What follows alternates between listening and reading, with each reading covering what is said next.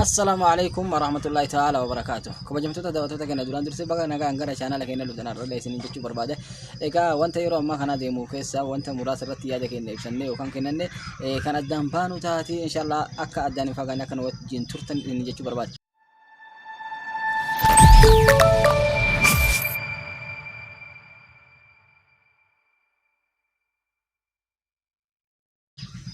وانت دائما جرو جزء ما كان ميدا فلسطين وتبيجسن كيستي أمني كفراء جودا الذين كفروا الرجال جزء ما كان أرجع يرتنم للدون كيسني حاجة نمنا كان جرارا في جودا متى نصر الله يوم ما نصر ربي أمة الإسلام كان يوم وتمسح جيتين جران كان كيسي يرتم حاجة قلبين تين حاجة سجتوتك نمنا تهاجر راجع جودا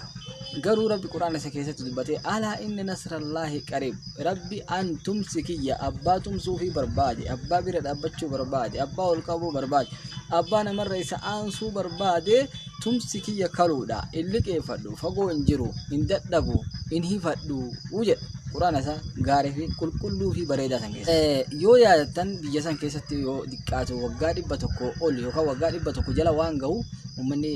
كفارا بيجسان كيسة أمة فلسطين سن يوكاني أجيش سودان يوكاني كبيني ساني سامودان بيكا فيها يو ساني دبامسي سودان gocha shuukaneessa lafa san irratti raawwachuudhaan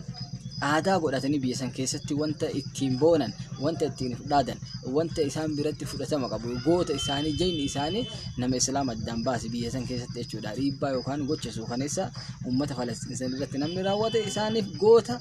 leellifamaadha faarfamaadha yookaan mataa jechuudha ra'iisa bakka qaba bakka guddaa qaba sadarkaa guddaa qaba dhagayamaadha jecha biyya san keessatti garuu quraanni waan jedhu وتلك الأيام نداولها بين الناس سنقويا دقويا جدونا ما تتي ترى أوفنا جل ربي يوفري أنغو فودت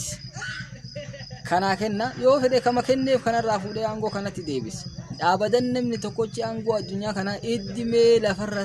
إذا قفت زرين إذا قفت جراتين أسر دبرتيني ونجلو سكونجرو يو يادتن ورمون جرى أرماندورا كيس إرغودان إساني تادور ميدما توري سامما توري هاga oromoon furmaan irra jiru haga dhufin dureechuu kiyya maal ta'a ture yoo yaadanne inumayyuu akka kitabni seenaa gargariin jedhutti uummata oromoo kana miidhaa isaan irratti deemu irraa kaka'e warroonni kibbaa biyya san irraa dhufanii haga sijaaraa dhugan fuudhanii osoo dhugaa jiran uummata oromoo kana qabanii ija isaa addaan bananii ija keessatti sigaaraa isaanii dhaamsanii jedhan miidhaa irraa jechuudha nama oromoo ajjeesuudhaaf yeroo ajjeesan kasilaa osoo wayin dhawanii ajjeesanii namni duukana akkasitti ajjeesuu diddaaf jecha fuudhanii afaan isaa addaan qabanii ibidda keessa buusanii afaan isaa walitti qabanii akka inni akkasitti du'u yaalii godhaa turanii jedhan subhaanallah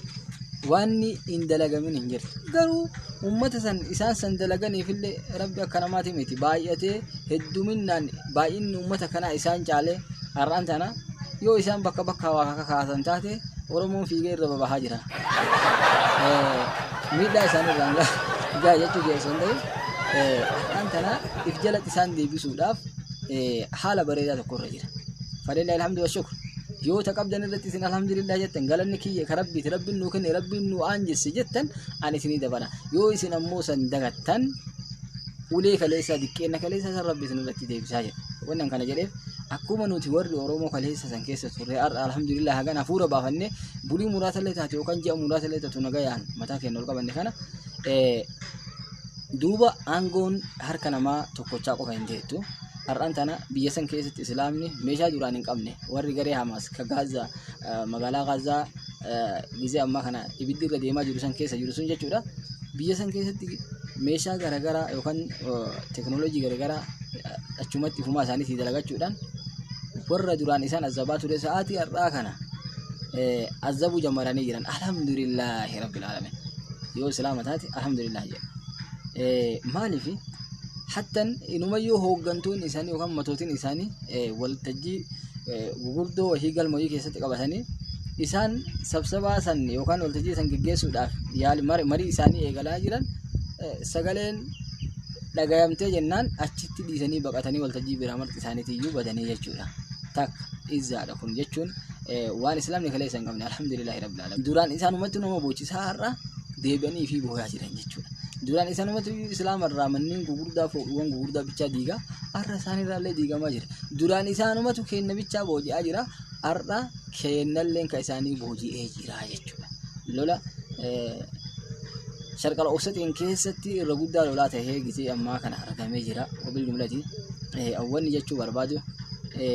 du'aa'in bidaharil geebitti mustajaabaa. Bakki teegii namni sun ati kadhattu sun sibira jirratti du'aa'in mustajaabaadha jechuun qeebalamtuudha. Obboleeyyan keenya sanniini du'aa'ii akka rabbi isaan sabachiisu, akka rabbi haqa isaanii tabadde isaanii kafalu, akka rabbi nama isaaniirraa du'eef jannata kennuu fi kanneen kana fakkaataniin du'aa'iidhaan bira dhaabachuun amaanaa asumaan isinittiin daamadha jechuun barbaada. Egaa viidiyoo biraatiin akka walitti deebintu akka isinitti hin dheeressine chaanala keenya subscribe, like, share gochuudhaan nu wajjin imala eegalaa isiniin jechuu barbaada. Wassalaamu alaikum warahmatullahi ta'ala wabarakaatuh. Fi amaanillah.